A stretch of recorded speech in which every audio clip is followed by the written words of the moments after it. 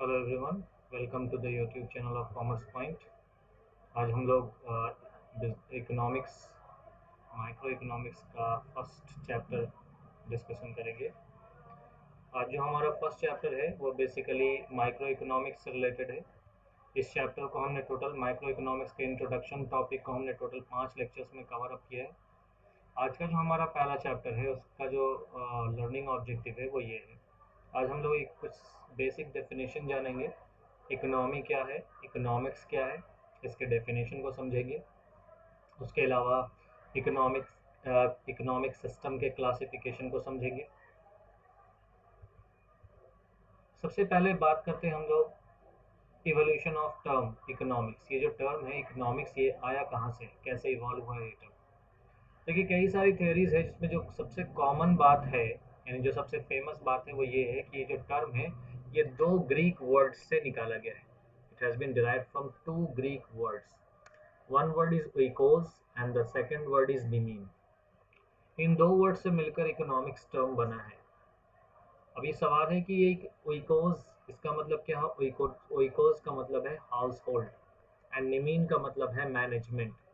तो इसका मतलब ये जो टर्म इकोनॉमिक्स है, अगर इन दोनों वर्ड को जोड़ दे तो इससे मतलब निकलता है हाउस होल्ड मैनेजमेंट। यहीं से यही सबसे फेमस बात है इस इकोनॉमिक्स टर्म्स के इवोल्यूशन का, कि ये जो वर्ड है वो दो ग्रीक वर्ड ओइकोस और निमीन से आया है। ओइकोस का मतलब है हाउस होल्ड और निमीन का मतलब है मैनेजमेंट। तो कलेक्टिवली हम कह सकते हैं इस टर्म का मीनिंग क्या होगा, हाउस होल्ड मैनेजमेंट। ये टर्म सबसे पहले डॉक्टर मार्शल ने यूज किया था 1980 में। अपना फेमस बुक उन्होंने जो प्रिंट करवाया, या उनके रिसर्च बुक जो सबसे पहले पब्लिश हुए, प्रिंसिपल्स ऑफ इकोनॉमिक्स, इस बुक में ये सबसे पहले टर्म इकोनॉमिक्स उन्होंने इस्तेमाल किया था एक रिसर्च के मुताबिक। अब सवाल है कि ये जो वर्ड है इकोनॉमी, ये है क्या, इसका डेफिनेशन क्या होगा। अर्थव्यवस्था, इसका क्या मतलब है। आइए देखते हैं। इकोनॉमी के बारे में कहते हैं it is a system spread over a particular area. एक पर्टिकुलर एरिया के एक सिस्टम के बारे में हम कहते हैं, यानी पर्टिकुलर एरिया का एक सिस्टम होता है।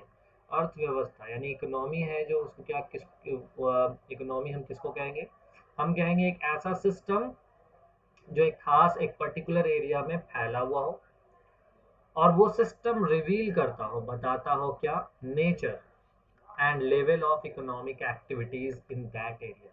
यानी उस पर्टिकुलर एरिया में जो सिस्टम है, उस पर्टिकुलर एरिया के सिस्टम से हमको दो चीज़ों का पता चलता है कि उस सेक्टर में या उस एरिया में कौन कौन सा इकोनॉमिक एक्टिविटीज़ हो रहा है।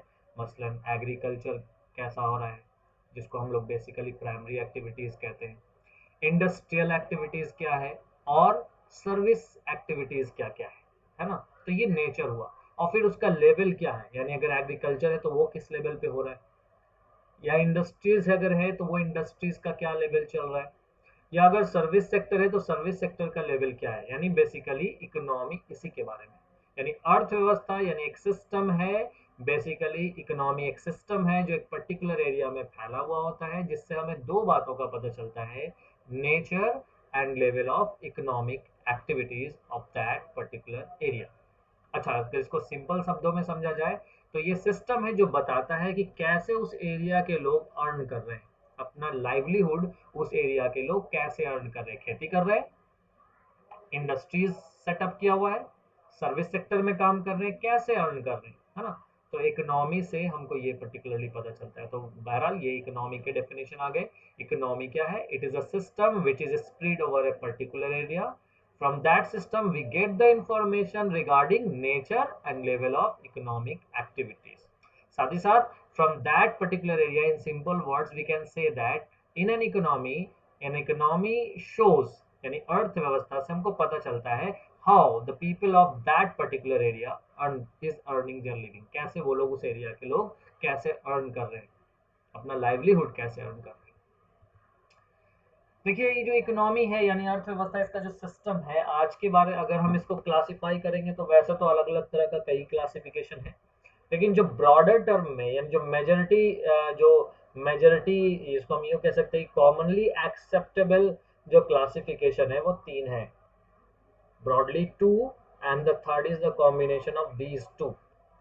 The classification of an economy, जिसको हम solution to central problems of an economies भी कह सकते हैं, इसको तीन हेड्स में स्टडी करना है हमें: market economy, centrally planned economy and mixed economy. Market economy को कैपिटलिस्ट इकोनॉमी भी कहते हैं, सेंट्रली प्लान्ड को सोशलिस्ट इकोनॉमी में कहते हैं, एंड मिक्स्ड इकोनॉमी इन दोनों सिस्टम का मिक्स्ड है। सबसे पहले बात करेंगे मार्केट इकोनॉमी के बारे में, जिसको कैपिटलिस्ट इकोनॉमी भी कहा जाता है। कैपिटलिस्ट इकोनॉमी के सबसे पहले उसके नेचर को जान लें, कैसा है ये। तो नेचर इसका ऐसा है कि ये फ्री इकोनॉमी। फ्री इकोनॉमी कहने का मतलब यहाँ पर जो भी इकोनॉमिक एक्टिविटीज हो रहा होगा वो किसी के दबाव में, किसी के कंट्रोल में नहीं होगा। ये किस पे डिपेंड करेगा? ये डिपेंड करेगा वहां के मार्केट फोर्सेस यानी डिमांड और सप्लाई पे। यानी वॉट एवर इकोनॉमिक एक्टिविटीज, जिस किसी भी तरह का economic activities capitalistic economic system में हो रहा होता है वो बिल्कुल फ्री होता है।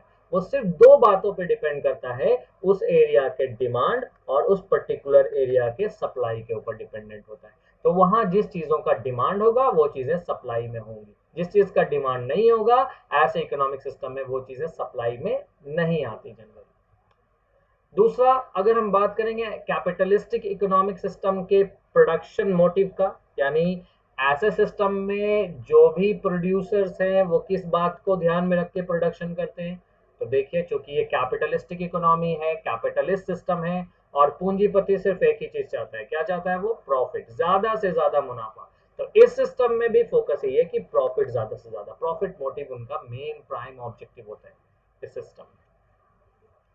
तीसरा है गवर्नमेंट का रोल। क्या कैपिटलिस्ट इकोनॉमी में गवर्नमेंट का कोई रोल है? Answer is no, there is no direct intervention of the government. Government का कोई डायरेक्ट इंटरवेंशन नहीं होता है ऐसी अर्थव्यवस्था में।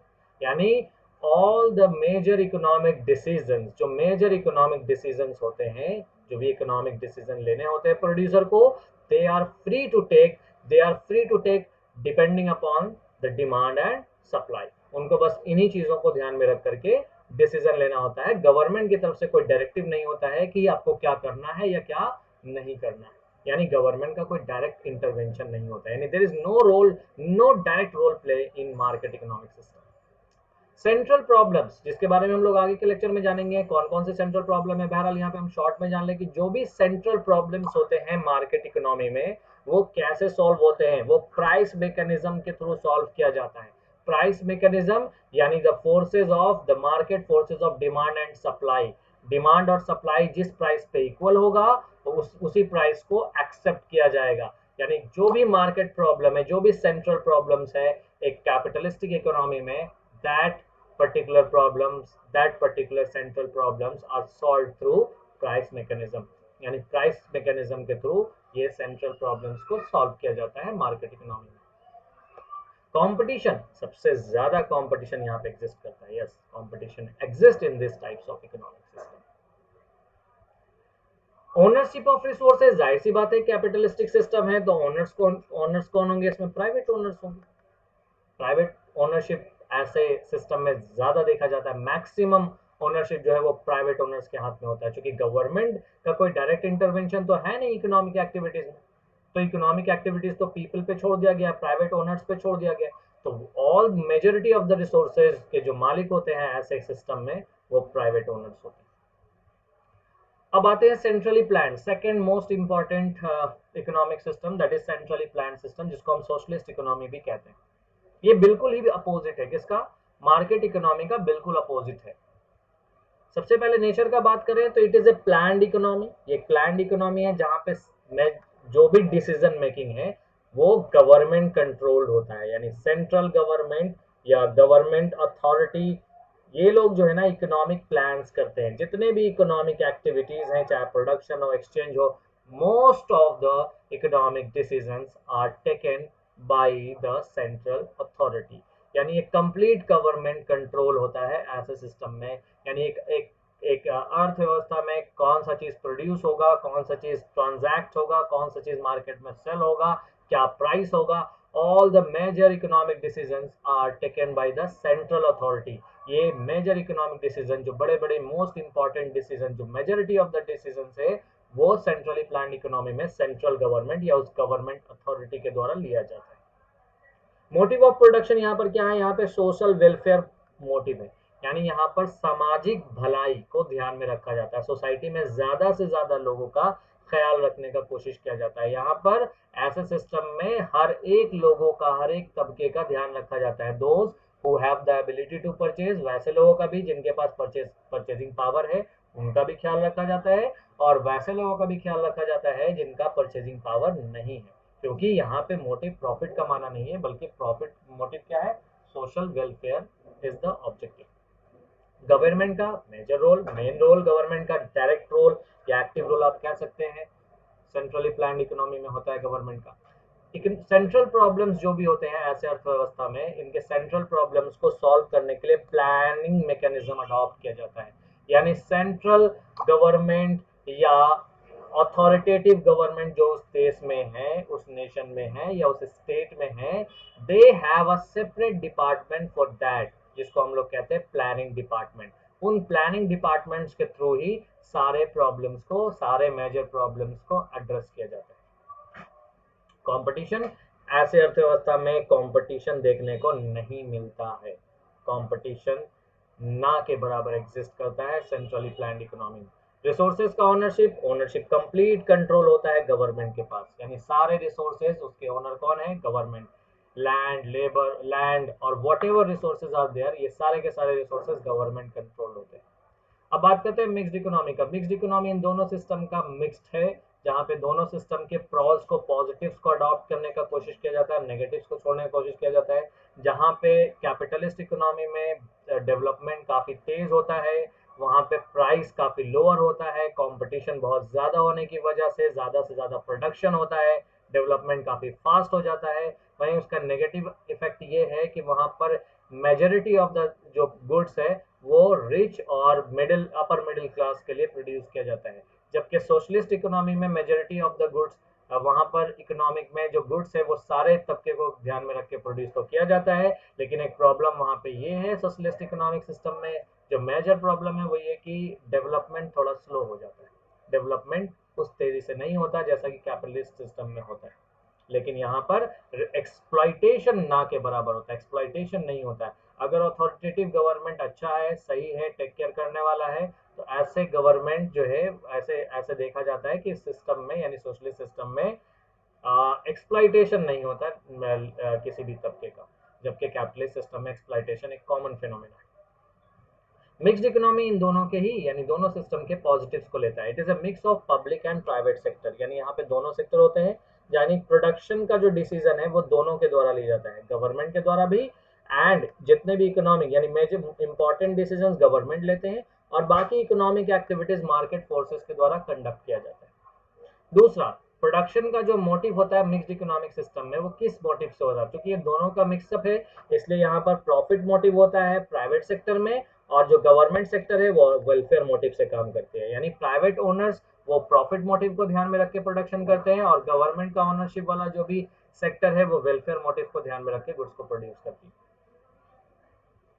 रोल ऑफ गवर्नमेंट, गवर्नमेंट का रोल, तो पब्लिक सेक्टर अगर है तो वहां पे गवर्नमेंट का फुल कंट्रोल होता है, और प्राइवेट सेक्टर में गवर्नमेंट का पार्शियल कंट्रोल होता है।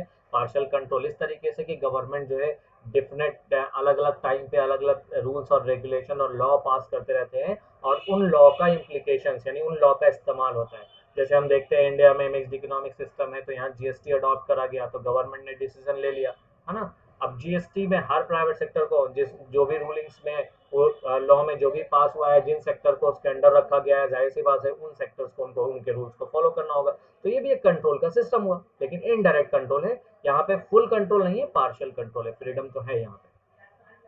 Solution to central problem, central problems कैसे सॉल्व होता है, अगर पब्लिक सेक्टर है तो वहाँ प्लानिंग के थ्रू सॉल्व किया जाएगा, और चूंकि जहां, और जिस सेक्टर में प्राइवेट सेक्टर है तो वहाँ प्राइस मैकेनिज्म प्रिवेल करेगा, यानी अगर हम कलेक्टिवली बात करें तो मिक्स्ड इकोनॉमिक सिस्टम में दोनों मैकेनिज्म का इस्तेमाल होता है। प्लानिंग मैकेनिज्म, गवर्नमेंट के द्वारा प्लानिंग मैकेनिज्म को अडॉप्ट किया जाता है, वहीं प्राइवेट सेक्टर्स के द्वारा प्राइवेट प्राइस मैकेनिज्म को अडॉप्ट किया जाता है, यानी डिमांड और सप्लाई को के अकॉर्डिंगली सेंट्रल प्रॉब्लम्स को डिसाइड किया जाता है। कंपटीशन, प्राइवेट सेक्टर में कंपटीशन एग्जिस्ट करता है, वहीं पब्लिक सेक्टर में कंपटीशन एग्जिस्ट नहीं करता। ओनरशिप ऑफ रिसोर्सेज अगर बात करें तो यहाँ पर ऐसे सेक्टर में दोनों तरह के ओनर्स मिलेंगे आपको, प्राइवेट भी और पब्लिक भी, यानी गवर्नमेंट ओनरशिप भी आपको मिलेगा और प्राइवेट इंडिविजुअल्स भी ओनर होते हैं रिसोर्सेज के। तो ये था मिक्स्ड इकोनॉमिक सिस्टम के बारे में। अब हम एक क्वेश्चन के साथ छोड़ रहे हैं, वो क्वेश्चन है हमारा, we have mixed economic system in India. What are the reasons we are far behind our competitor China in terms of economic development? हम लोगों ने मिक्स्ड इकोनॉमिक सिस्टम अडॉप्ट करा है, और जैसा कि हमने अभी डिस्कस करा कि मिक्स्ड इकोनॉमिक सिस्टम कैपिटलिस्ट और सोशलिस्ट दोनों तरह के इकोनॉमिक सिस्टम के पॉजिटिव्स को लेते हैं, है ना।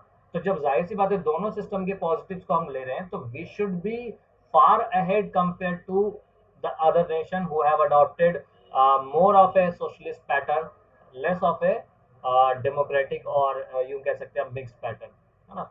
तो चाइना इकोनॉमिक डेवलपमेंट में इंडिया से आगे क्यों है? हम लोग इंडिया में, यानी हमारी कंट्री जो है, हम इकोनॉमिक सिस्टम जो कि मिक्स्ड इकोनॉमिक सिस्टम अडॉप्ट करने के बावजूद हम बहुत पीछे चाइना से क्यों रह गए हैं? इसकी क्या वजह है? What are the reasons? That assessment should be there. Try to figure out the answer, अपने अपने अकॉर्डिंग, अपने अपने अंडरस्टैंडिंग के हिसाब से क्वेश्चंस का आंसर करना है। आज के लिए इतना ही।